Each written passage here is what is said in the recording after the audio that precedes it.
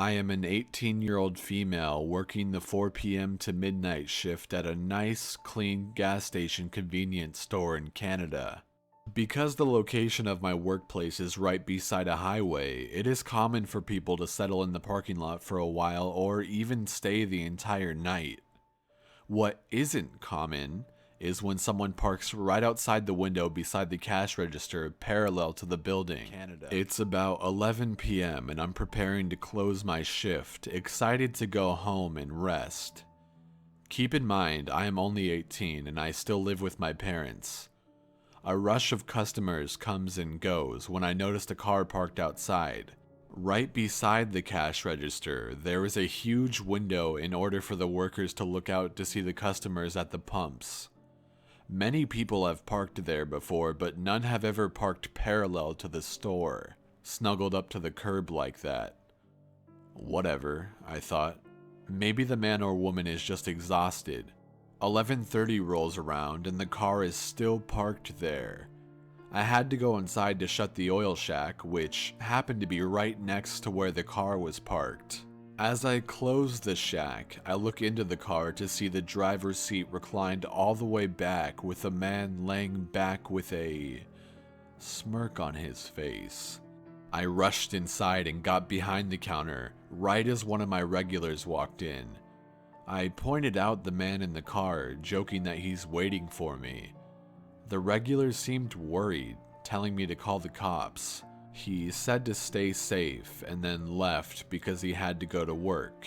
I decided against calling the cops because the guy could have easily just been resting after a long day. At around 11:45, I decided to call my sister because the guy was still outside. We live about 15 minutes from my workplace, a perfect amount of time for her to get there in time for closing. I told her the lowdown, which she responded that she was leaving at that moment and that she would be there soon. 11:48, the guy gets out of the car. Well, shit, I'm closing in less than 10 minutes and now he decides he wants a snack? As I watch him, I notice he is walking around near the pumps, staring off into the sky. Later to assume he was looking for cameras. 11:50 and he walks into the store, not returning my greeting. He walks right towards the bathrooms. A couple of customers walk in, and because I was busy with them, I assumed the man may have walked out without me knowing. 12:01 and my sister shows up. Thank God. But the car was still parked outside. She comes in and asks what's up, and I ask if he's in the car. She replies no. That's when my heartbeat increased. I looked at the bathroom doors, where both signs, when vacant, the little sign will be green, when occupied and locked, the sign will be red. They were green. When the bathroom lights are on, you can see the glow from underneath the doorway. The lack of the glow made me assume there was no one in either of them because the lights are all motion censored. I told my sister that there was no one in the bathroom, so I began locking the doors and shutting off the lights. My sister, with her balls of steel, opened the women's bathroom, and guess who's sitting on the toilet? She closed the door and begins yelling at him that the store was closing. A couple minutes pass and he's still in there, so she pounds on the door a little bit more. It's about 12:08 now, and the creep comes out of the bathroom, grabs a cookie, buys it, and walks out. He never even looked me in the eye or spoke. He got into his car right away and hurried off. I finished locking up and met my sister at a Tim Hortons nearby. Had my sister not been there, I'm unsure what could have been the outcome. I could have easily not been typing this right now. Thankfully, that day, at the beginning of my shift, I put in my 2 weeks' notice. I had to work the next night, which was uneventful, yet I was still scared to even go outside. After telling my parents, and my mom being a Criminal Minds fan, she thought that the man may have scanned the property for cameras, and went into the bathroom to wait for me to check them during the closing process of the store. He may have parked parallel for a quick getaway. I'm so glad I'm done working there.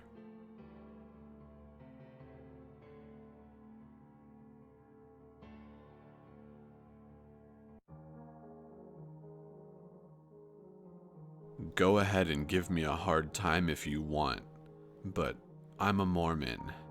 As many know, we have missionaries, men and women, that go door to door in pairs sharing a message.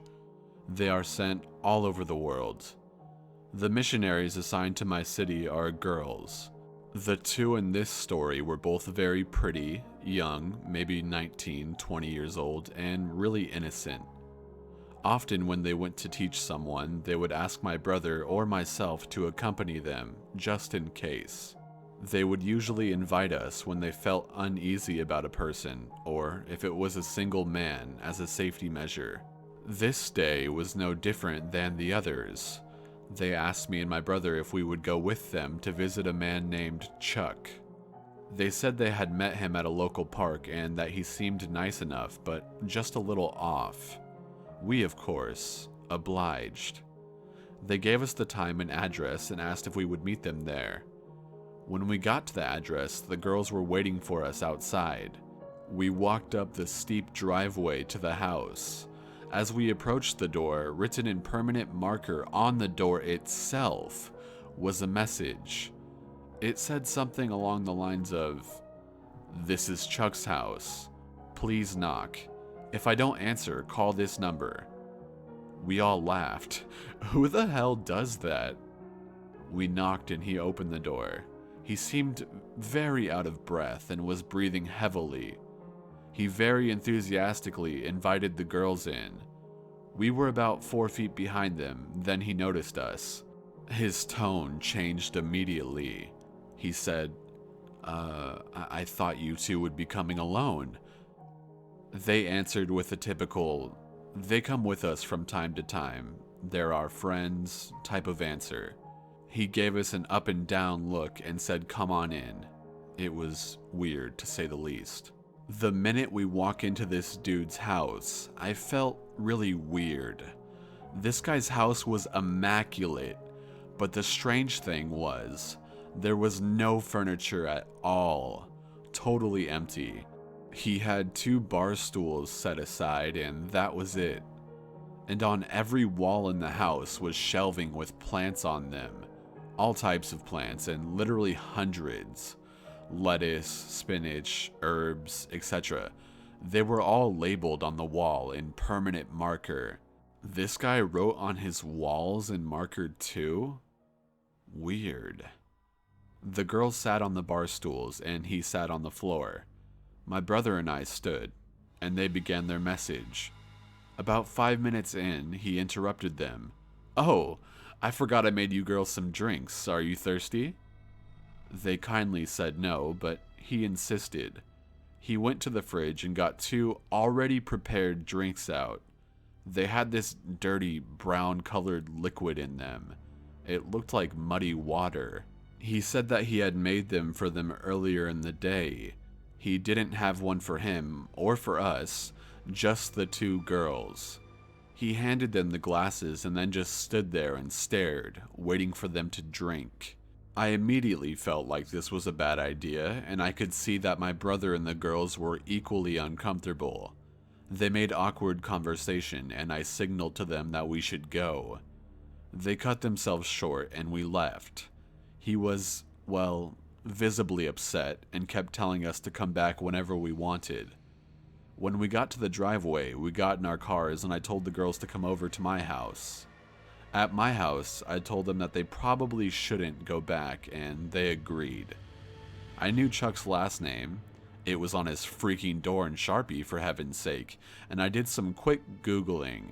Homeboy was released from a police department in California for general reasoning, and was admitted to a psych ward for over a year. They didn't say why, but there was a whole newspaper written up on it. I don't know what his intentions were, but there were way too many weird pieces for me to want to see him again.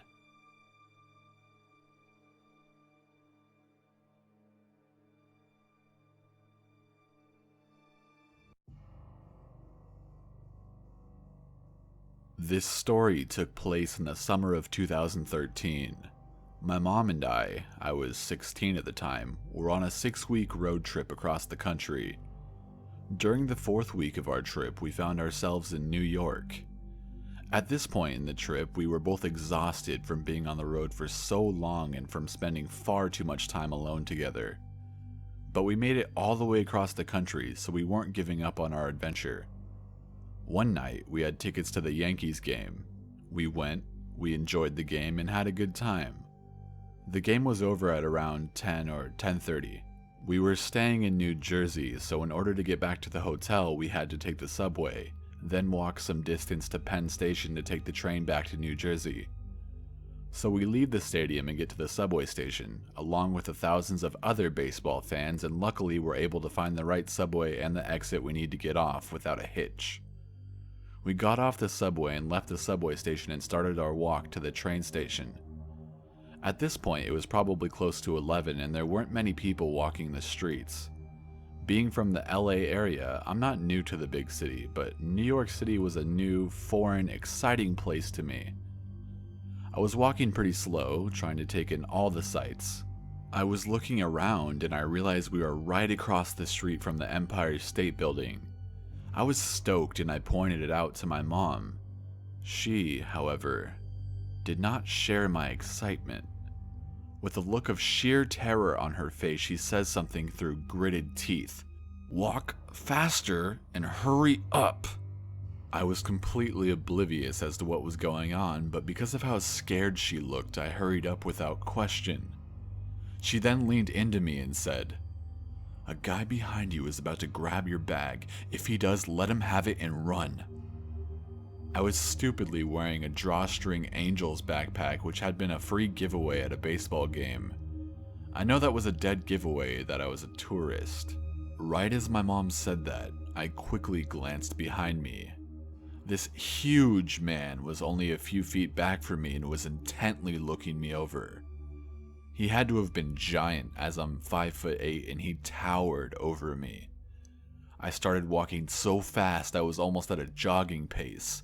My mom then turned around and looked him square in the eye and she began walking as fast as me. We were approaching a large intersection, so we started looking around to see if we could yell for help if the guy started to grab me. Much to my relief, there was a cop car parked near the corner. The guy must have seen this too, and he turned the other way at the intersection. When we finally got to the train station, my mom told me she had noticed this man had followed us all the way from the subway station. I got extremely lucky that night with the cop being there, and it served as a good lesson to me. I always pay more attention to my surroundings now.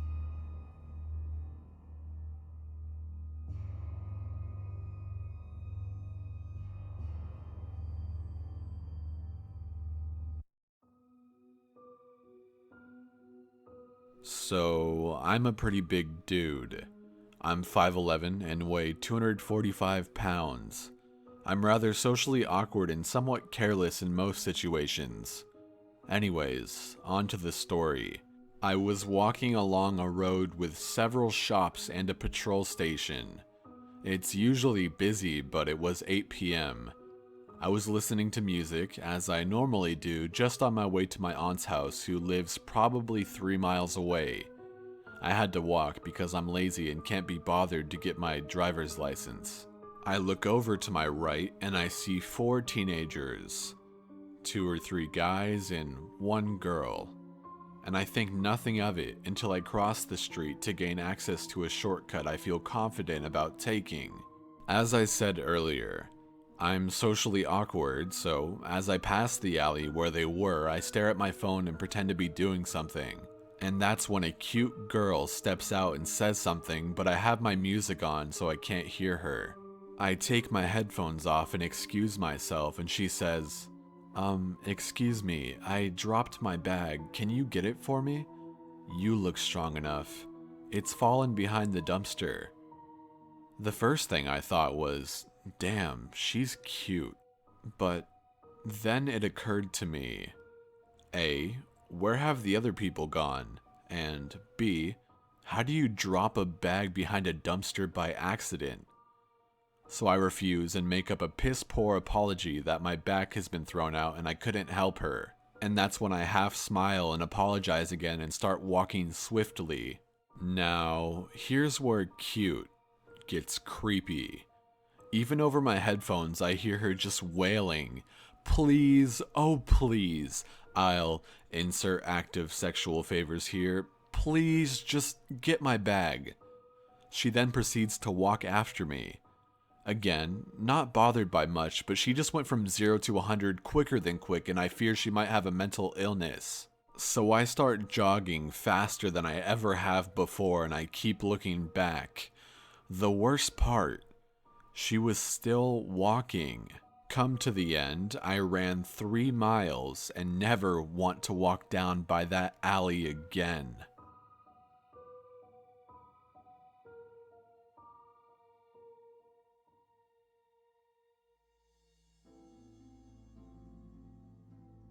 I'm very close to my cousin, and she comes to visit me and my grandma sometimes, and we just sit around and talk about what's been going on.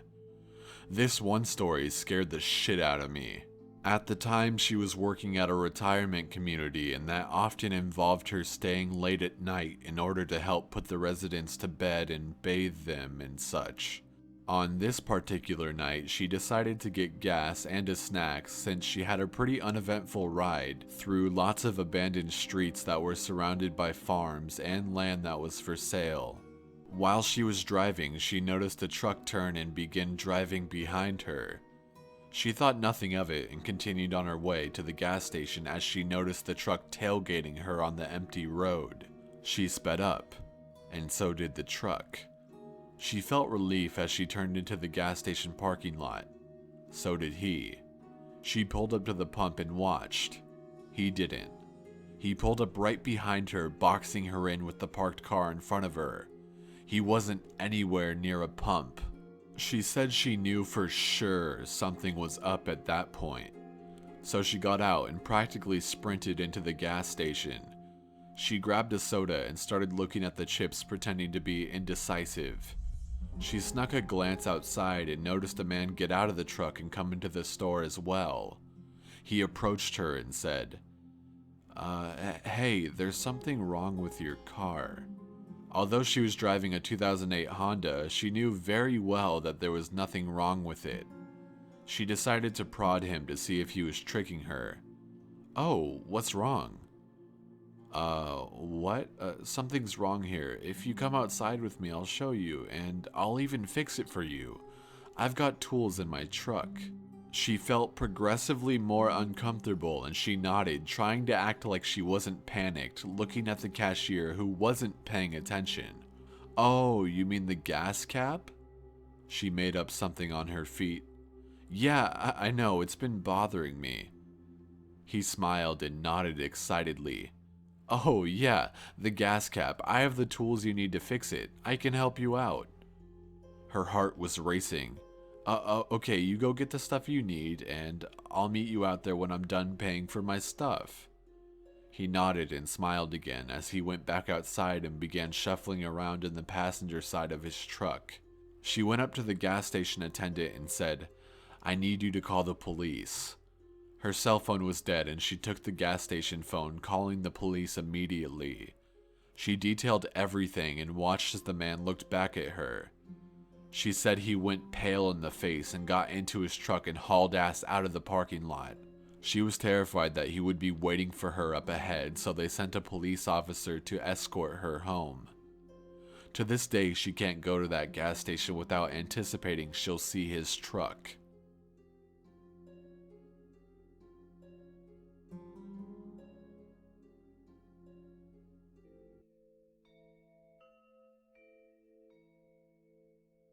My cousin asked me to babysit her children while her husband and her were at work. I didn't mind since I was off and I love spending time with them. I live across the street from a neighborhood park, and if you live in the city, you know the park is extremely populated due to the summer camps they offer.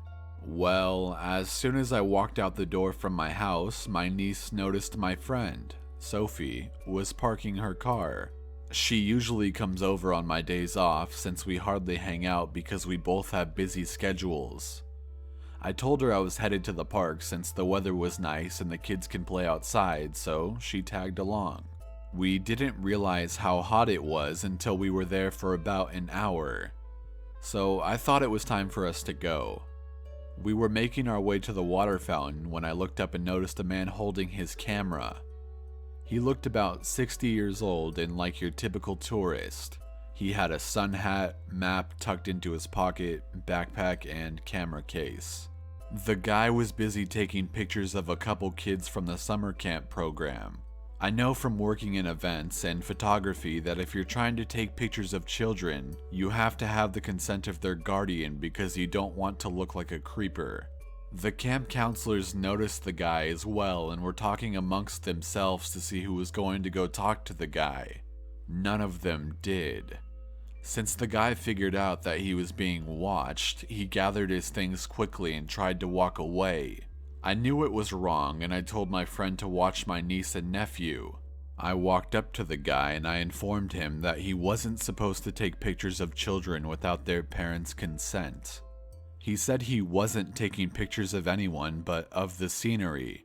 I called out his bullshit and asked him to show me the pictures. He became extremely nervous and said no. He left me no choice but to call the police. As I've said before, due to it being summer, the parks were populated. There's a lot of foot and car patrols. It only took less than a minute for the nearest officer to come. I told him the situation and he asked the guy to delete the pictures. The guy started to argue with the officer, but he couldn't win since the camp counselors didn't give consent. The guy finally, willingly, gave the officer his camera and reviewed the pictures. This guy was taking pictures of the kids, but he zoomed into their private areas and faces. The officer kept going through the pictures and discovered older pictures of children like this, but close up. He was arrested and they took my statement and the counselors. It made me sick to my stomach to know that happened while I was there with my 6-year-old niece and 1-year-old nephew. I hope he gets what he deserves.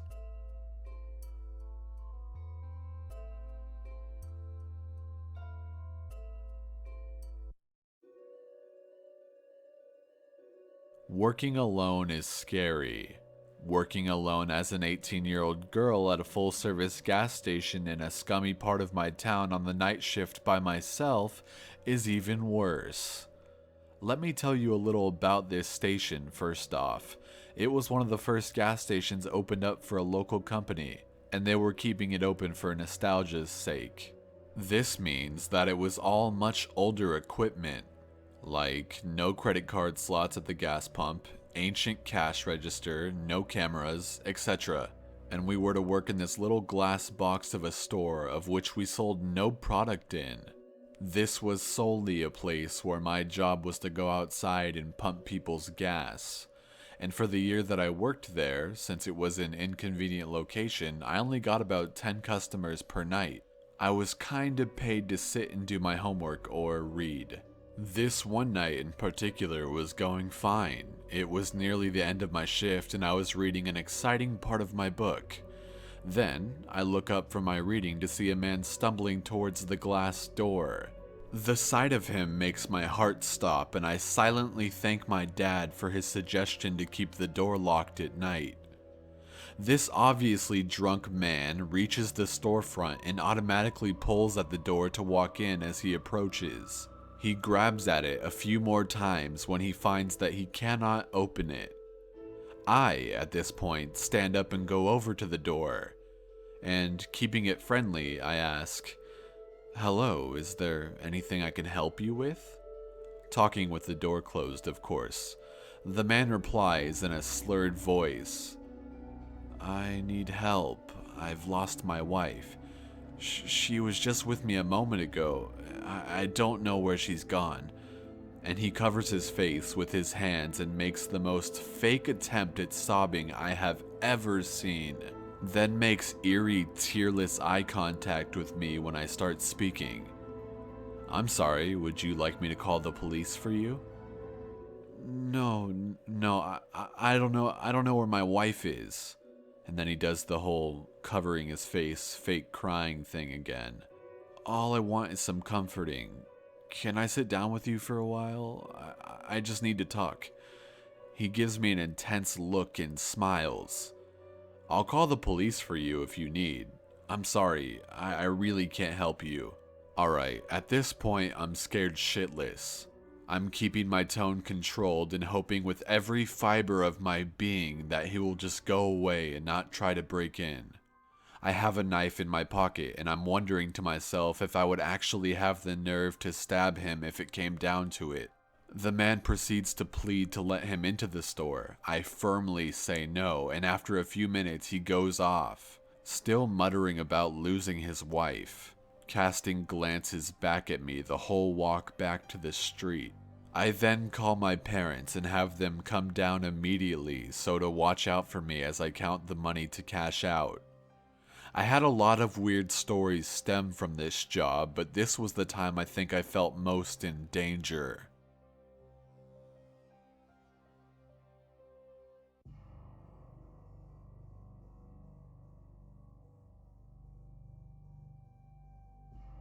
My story happened about 4 years ago. I was a single mom living alone and my property is out of town a bit. Not in the middle of nowhere, but not close enough to town for walking distance either. I have a couple of neighbors that I see from time to time and everyone in my area knows everyone else, pretty much. This happened when I was up late one night. I was doing some dishes and cleaning up because my son was in bed for the night. I had let my dog outside to roam the property. I have quite a large field to one side of my house that my dog, Goldie, loves to play and run around in. And I was just humming along with the radio and washing dishes. I go outside to call my dog to the house. She roams to the far end of the property and it's pretty normal for me to have to call her a few times before she bounds up the yard. And I see a small light in the field that I have never seen before. It looked very much like a flashlight. I was a little creeped out, so I stayed in the lights of my property where my neighbor across the street could see me if he looked out, and it made me feel safer. Whether it was justified or not, I don't know. I called Goldie 3 times, shouting loud because I didn't want to walk into the dark to find her. I waited a few minutes, listening for her paws thumping on the ground, and I did. I also heard a faint male voice from the direction of the light calling my dog back into the field. At this point I can see her. She's about halfway between me and the source of the light. I'm getting freaked out, but I also have weapons in my house and a knife on me at all times, and I'm not about to let this fucker hurt my Goldie or myself. I shout at the dog, "Goldie, you get your little butt over here right now." At this point, she realized I was serious and wiggled her little butt over to me and I rushed into the house with her. I stayed in the house and turned the lights off so that I could see out without people necessarily seeing me inside. I retrieved my handgun from the safe and loaded it and kept it with me as I checked the doors and windows to make sure they were locked, and I looked out the window on the side of the house to see if the light was still there. I didn't see it when I looked out the window. About 10 minutes had passed at this point since I got in the house. So I put on a low light in the kitchen and started doing dishes again, this time with my gun on the counter next to me just in case.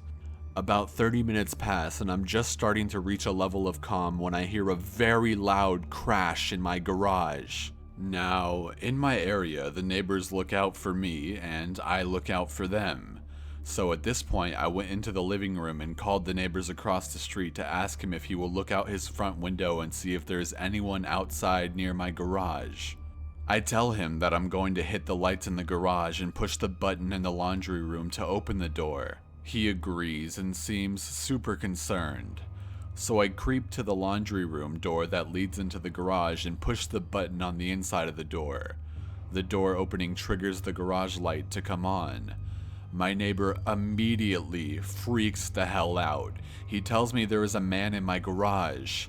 At this point, I'm just inside from the garage and I have a gun in my hand, so I open the door fast. There is a guy in my garage trying really hard and very stupidly to hide by the side of my car. I slowly start to walk around and have my weapon aimed and ready to fire. As I walk around the car, I say, "I know you're over there, and I have a loaded weapon. You are trespassing on private property. This is my residence, and if you don't leave, I will be forced to shoot you." Like a flash, this guy gets up and sprints out of my garage like a cat with its ass on fire, shouting, "I'm just a friendly neighbor." After that, I closed up the garage and checked to see if anything was missing. It wasn't. I found the toolbox he had accidentally knocked over that caused the crash, and it seemed like his clumsiness got him caught before he could snatch any of my things. I notified the police that there was a man in the area who had broken into my garage. From what I saw, he found a way to wedge the small garage window open and squeeze in, and they came out, asked a few questions, and left. I heard about a guy being picked up for the same type of thing a few days later in a nearby area, but I'm not sure if it was him.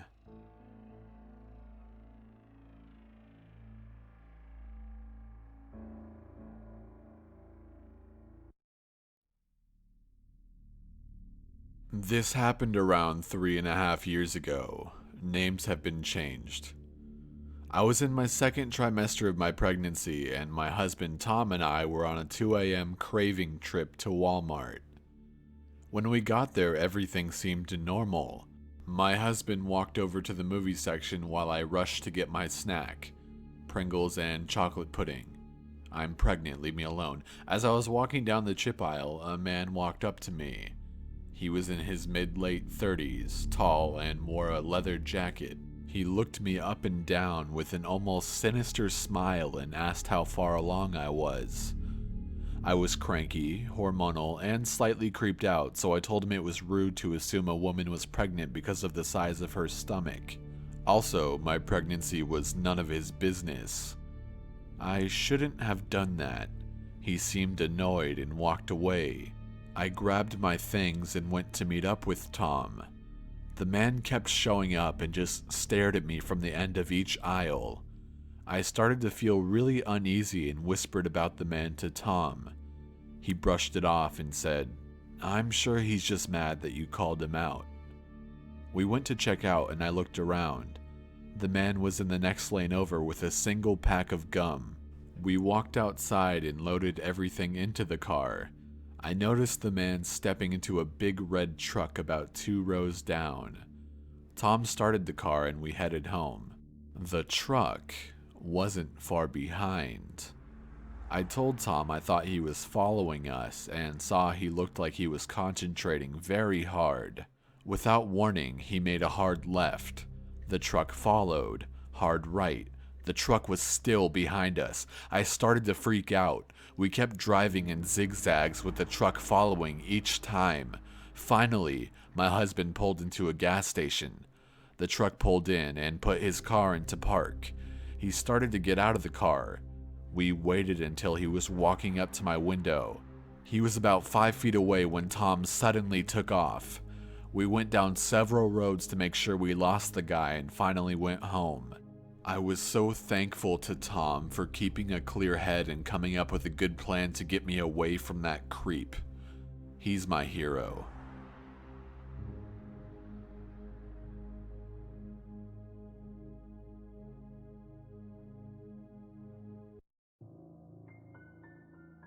I was 12 when this happened. Usually my younger brother, who would have been 10 at that point, and I would walk home from the bus stop after school. Both of our parents worked and we would spend a few hours home alone together before my mother got home from the senior center she was working for. We did fine on our own, and by then I knew how to cook safely, how to keep the house locked up, and the neighbors usually kept an eye out for anyone near the property, etc. Normally, my little brother would be a bit ahead of me and make it to the house first, but this particular day, he had taken the bus to a friend's house. I walked home and into the house and went straight to the bathroom, as was my daily routine after school. After washing my hands, I moved into the kitchen to find a snack. At this point, it hadn't even occurred to me that I didn't have to use the key to open my front door. The house was always locked when I got home. The only excuse I can make for this is that I was a teenager and I was just glad to be out of school. So, completely oblivious, I make myself a sandwich and sit down at the kitchen table to eat. A couple minutes pass, I'm feeling pretty damn good to be home and enjoying my ham and cheese when I hear a noise at the back of the house. It sounds like a couple of footsteps.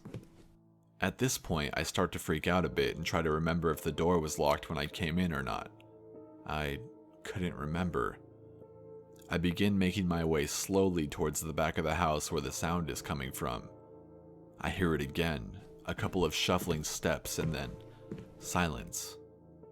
There's someone in the back bedroom, which is my room, moving around. I sit completely still for a few seconds, trying not to make any noise to alert the intruder or let them know that a 12-year-old is home alone in the house. I hear the footsteps again. Whoever this person is, they didn't sound like they were in a hurry, so I figured they must not have realized I was there yet. I carefully made my way out into the yard. I ran as soon as my feet were off the porch and got one of the neighbors to come back over with me. He was a friend of the family that lived really close and kept an eye on our place a lot of the time. He tells me to go into his yard and wait there. I have a clear view of my house from his yard, and he tells me to call 911 if he isn't back outside within 5 minutes. I waited in his yard for probably 2 minutes before I started thinking that he must be dead or dying or something, and I was debating on whether or not to call the cops when my neighbor comes out of my front door with some guy I've never seen before. He has this guy's arms behind his back and is holding him. He shouts at me to call the cops, and I do, telling them what happened. They showed up, and they took the guy away. Turns out, he was wanted in another county for breaking into multiple houses while people were away at work, vacation, that sort of thing. I'm just glad it all turned out well.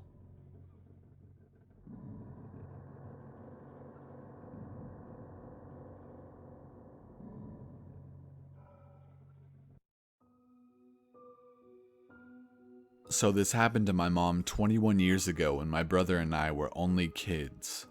We used to live pretty far out of town, like a 5-minute drive, which doesn't sound like much, but it was far out enough to not get many visitors unless they were invited.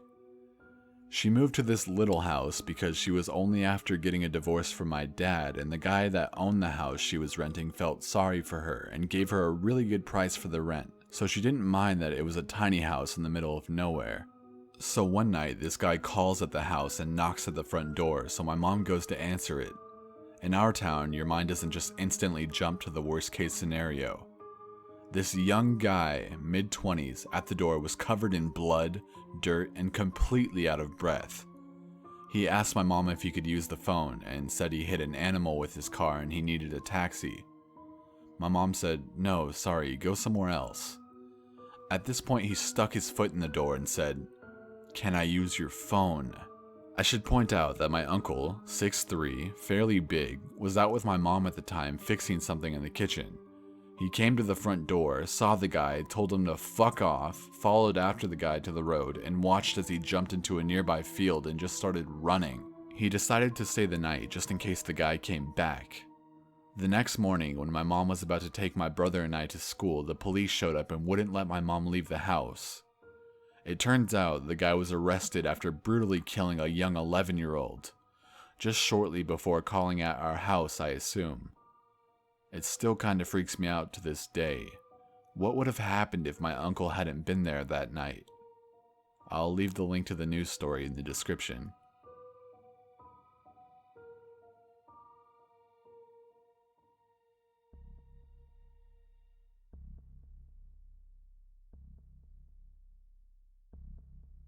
I was about 11 years old at the time and I was home alone on a school day. I had begged my father the night before to let me skip school and I was not in the mood to sit through 8 hours of class. So, I faked being sick and my father allowed me to stay home. My aunt was at work so I had the house to myself. So, in all of this together, I got to spend a school day in my 3-story house, all by myself, at 11 years old. I thought I was the boss. It was around 10:30 in the morning when I was suddenly awoken by a commotion downstairs. Me being a naive, incoherent 11-year-old, I thought, hey, my aunt stopped by during her lunch break. Cool. So I turned back over, and for the next 5 minutes I attempted to fall back asleep. But the noise continued. So begrudgingly I yawned and arose from my bed to go downstairs and greet her. But I needed to go to the bathroom first. Rubbing the crust from my eyes, I practically sleptwalked to the bathroom. I did my business, then, as soon as I flushed the toilet, I heard what sounded like someone take off downstairs. Like, it legit sounded like someone ran into the door rushing to get out of there. That woke me up. It was then that I completely turned into a horror movie cliche. I became the exact person who I, upon seeing on television, would curse out and throw popcorn at. I quietly went downstairs to check out what the hell was going on. I think I knew something was wrong, but being the idiot that I was, I still wanted to see what that noise was. So I got to the second floor landing and creeped around the corner to look downstairs and saw the back door wide open. And I froze. Like I actually froze for a solid 25, maybe 30 seconds. And then it started to click. I went from confusion to fear. My heart rate picked up, my breath shortened, my eyes started to well up. Then I took off upstairs into my room, locked myself in, and barricaded myself in by shoving my bed in front of my door. I hid behind the opposite side of the bed and practically had a mini panic attack before searching for my phone and calling my dad. I know, not even 911 first. Jesus Christ, I was fucking stupid. Upon picking up, I quietly asked whether he came over. No, he was at work. Did he know if my cousin's husband stopped by? No, not that he knew of. Why? I told him and he practically blew up. Call the police. I stayed in that spot behind my bed until the cops came. According to them, the thief was only able to grab a laptop and a few other things before, they think, he took off after hearing me upstairs.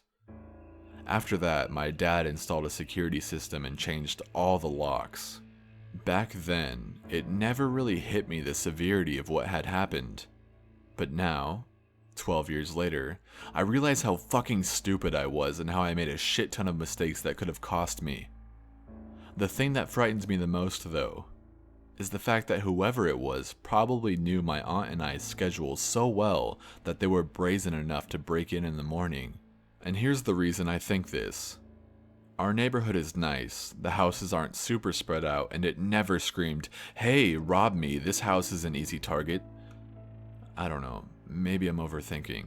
Whatever, although I never actually came in contact with the person, it still scared the shit out of me. And every so often I can't help but look back and wonder, what if I hadn't had to use the bathroom? It has been speculated amongst my family that the robber could have been one of my cousins that has had a few brush-ins with the law, but we never found out.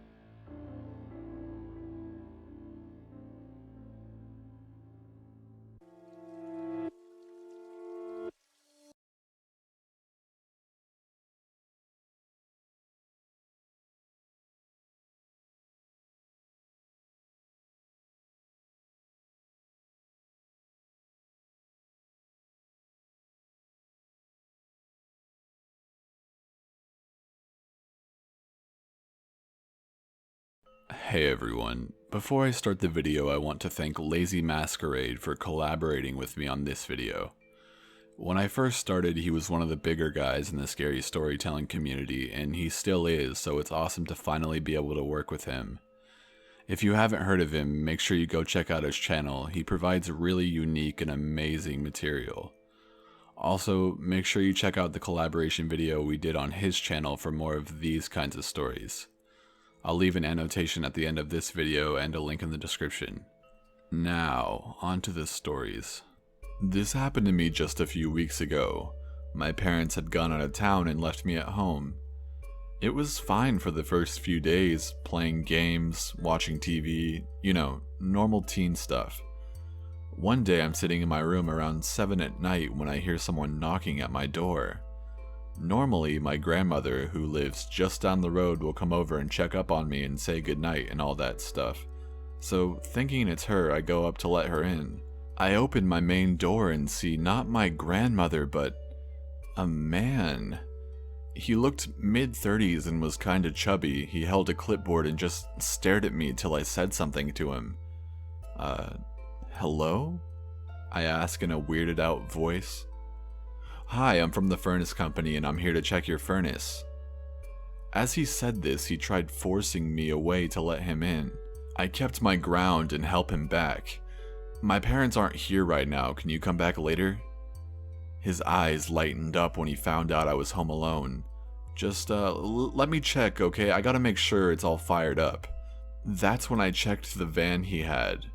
It was an unmarked green van. Normally all companies in my town have a logo, and I mean all of them. I'm not letting you in.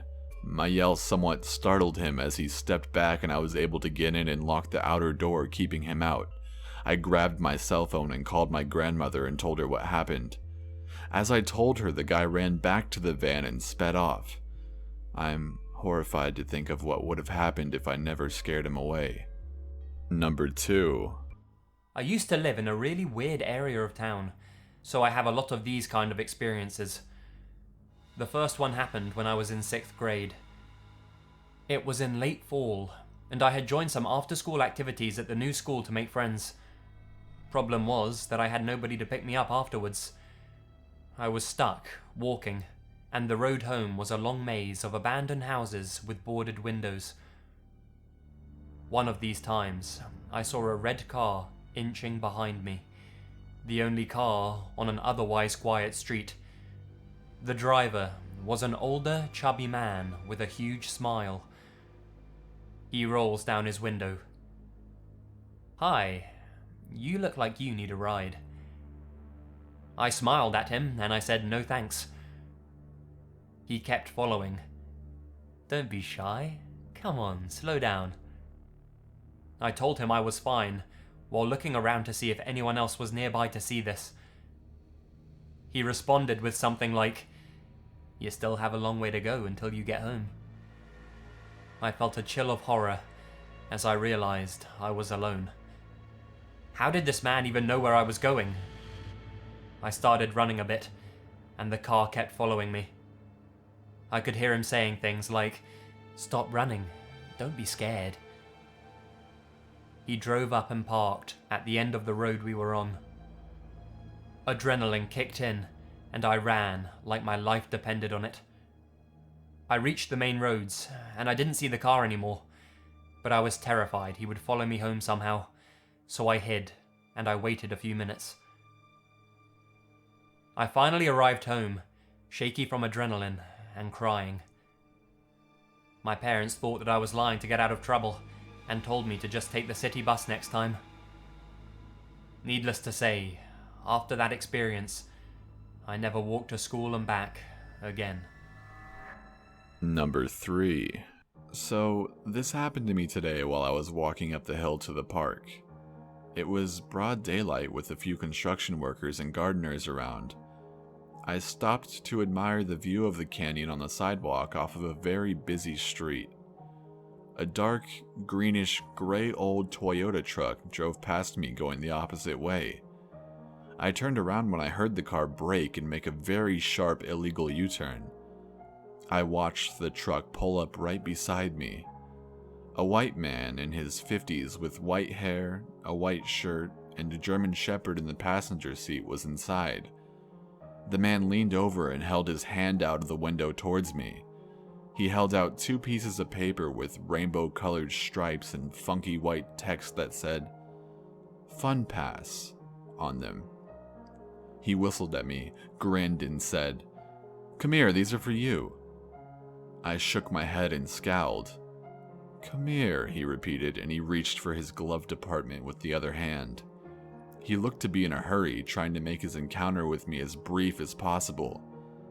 Of course, because a man with sick motives wouldn't want to be seen for long. I shook my head again and began backing up, thinking of the other kidnappings in my city in which a guy pulled out a gun once they got close to the car and threatened the girls to get in or he'd shoot them.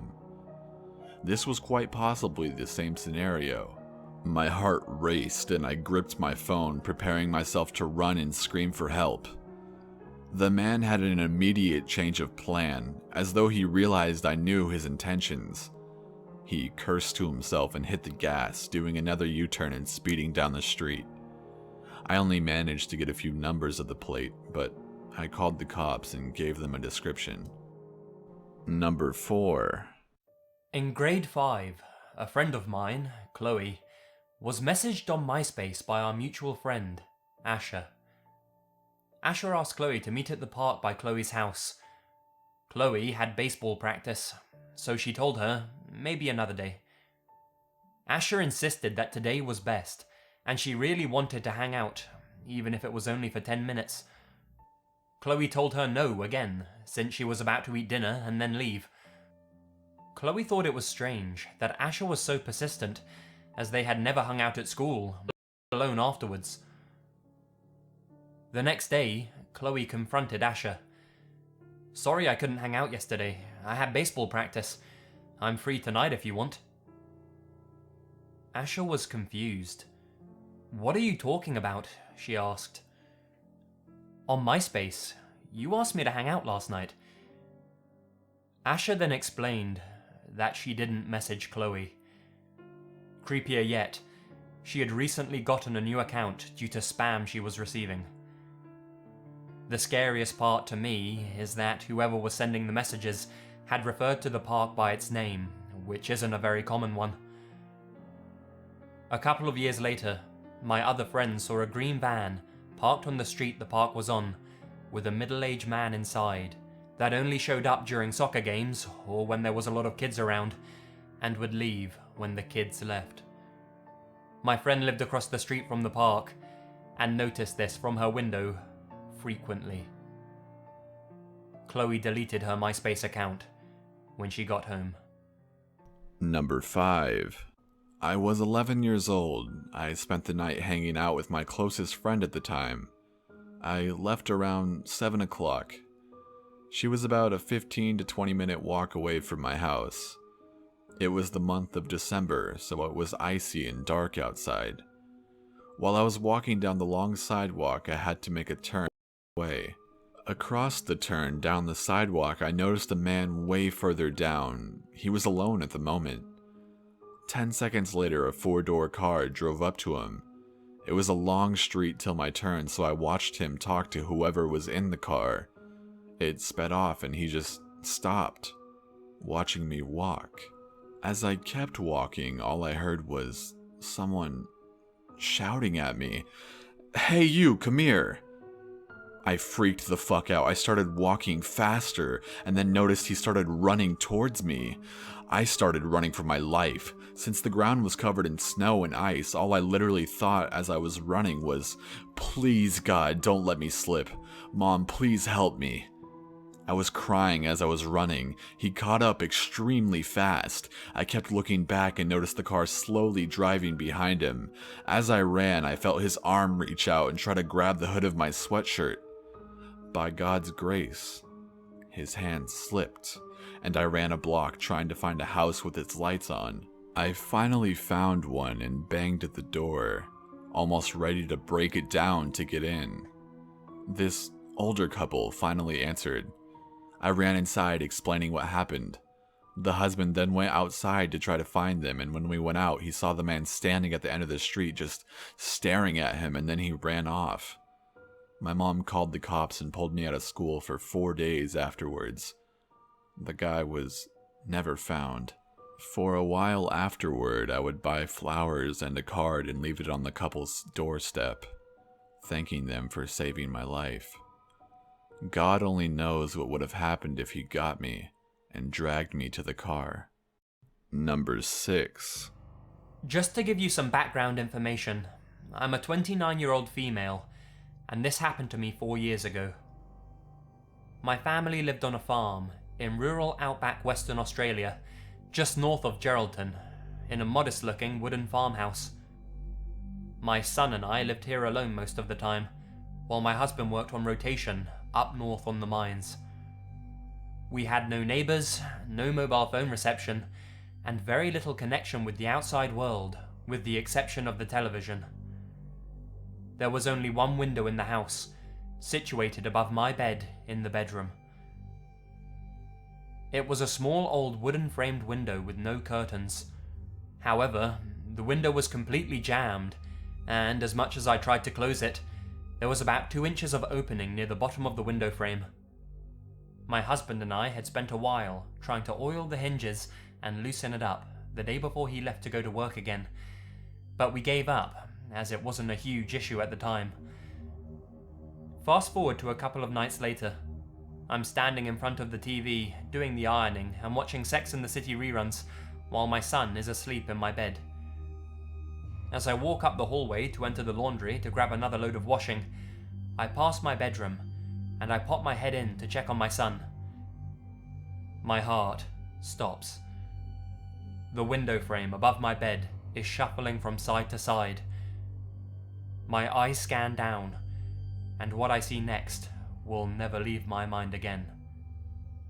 There were 2 hands squeezing through the gap of the window, trying to lift up the jammed frame. I screamed the house down, grabbed my son, the phone, and locked myself in the bathroom and called the police. I'd hate to think what would have happened if I hadn't been walking past my bedroom at that exact moment. We've since moved from this house not long after this incident occurred.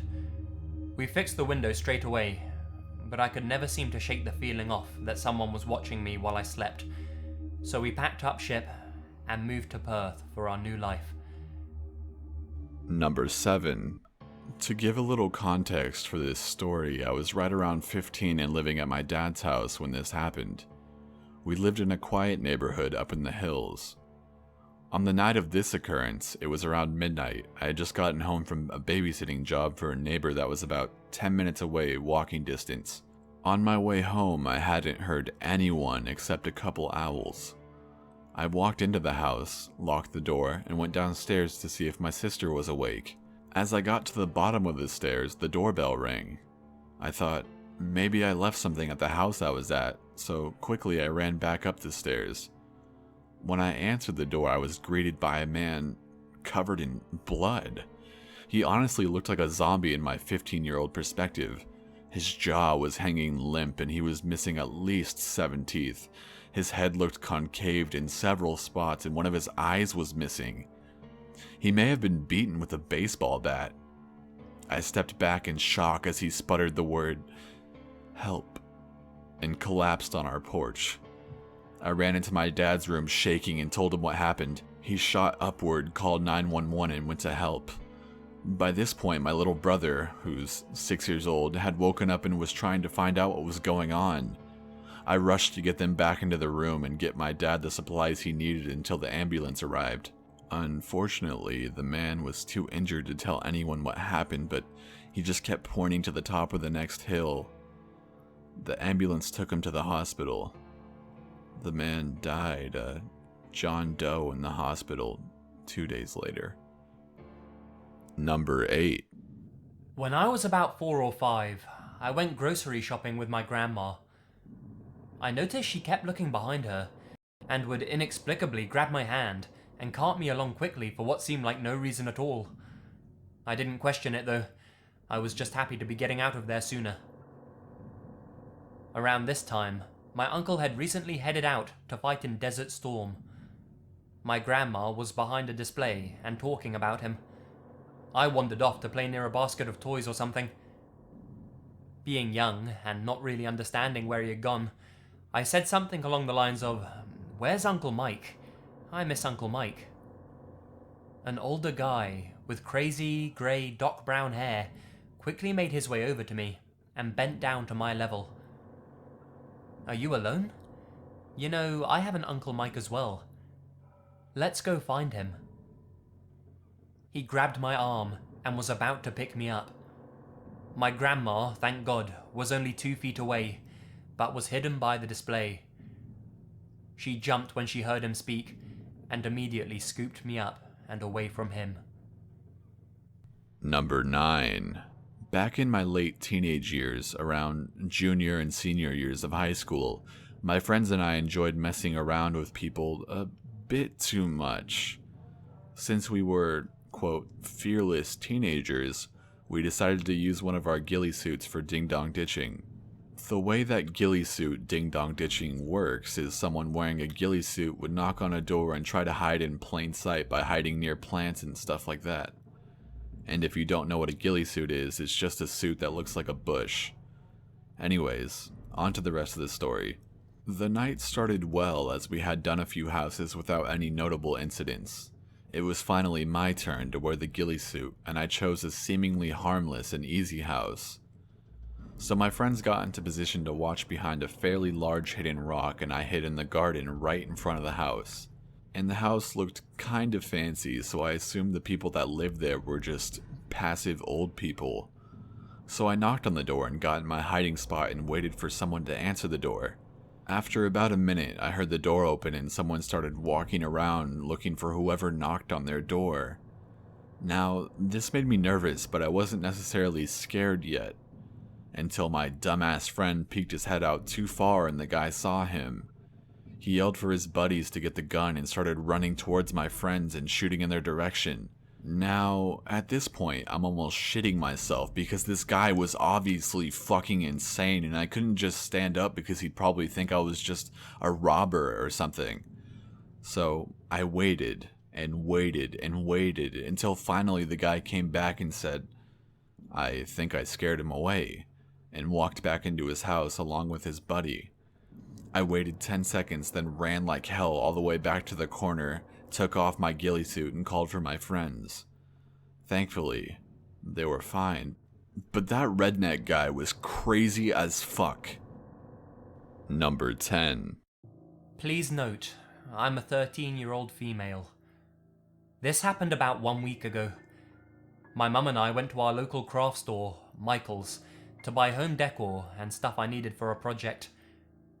My mother trusts me greatly, so she allowed me to go and get what I needed, expecting me to eventually find her somewhere else in the giant store. I needed some felt, so I went to go and get it. That's when the guy walked into the store. He looked stoned as fuck. His beard was matted and greasy, and he was bald. He looked to be between 40 and 50 years old. When I walked past him, my nostrils were met with the single most disgusting smell ever. I tried to get away as fast as possible. Now I was far away enough, and on the aisle that had the stuff I needed. My arms are full of felt, buttons, and styrofoam as I went out to find my mother. I got out of the aisle, and it's that fucking smell again. The guy was standing right behind me. I walked away as fast as I could. I found my mum by the fall decorations, and I put my stuff in the cart. For the next half hour, I helped her pick out certain decorations for our house, all the while feeling like I was being watched. A few minutes after, I told my mum I have to go to the bathroom. I asked an employee, and they say it's in the back right corner. Bad feelings overwhelmed me every step closer. The hallway into the bathroom area was dim. I walked into the ladies' room and went into a stall. The door opened. That smell. Oh fuck, I whispered to myself. Hey kid, wanna come home with me? I pretended like I wasn't there. I hear in the background someone telling the man to get out of the woman's restroom. After, I found my mum, paid for the stuff, and got the fuck into the car. I still haven't told her yet. Only my friends at school.